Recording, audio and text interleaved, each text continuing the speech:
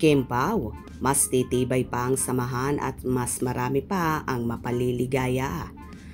Panalo sa Content Asia Awards.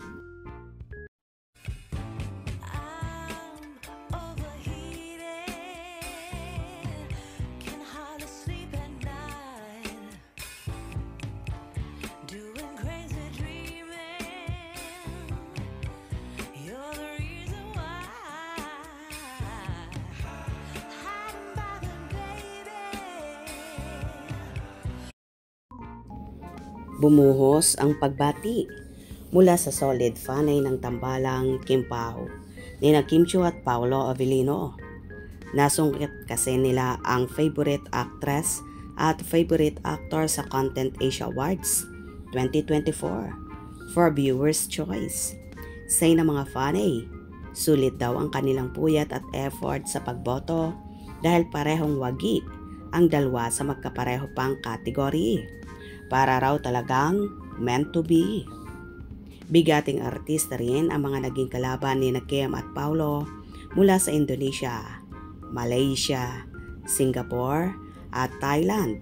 Kaya hindi lang ito tagumpay para sa Kim Pao, kundi karangalan din sa Pinoy showbiz industry.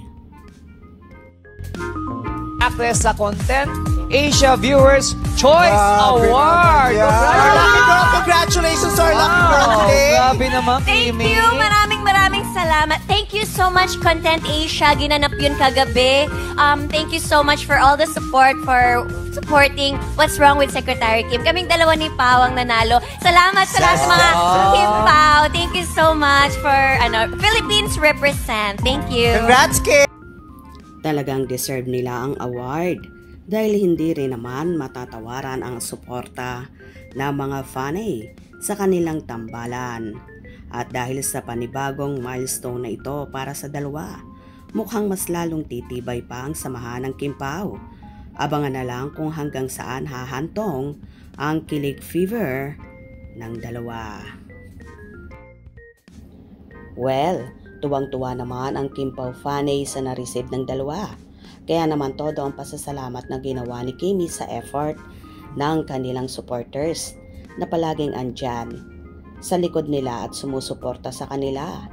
Kaya naman sinisigurado ni Kimi na mas marami pa silang pasasayahin at pakikiligin sa mga susunod na araw dahil ganyan sila mag-appreciate sa effort na ginagawa ng kanilang mga fans.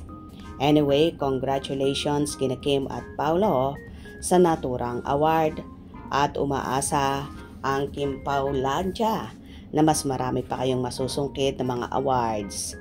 Hope you enjoyed. Please subscribe for more info.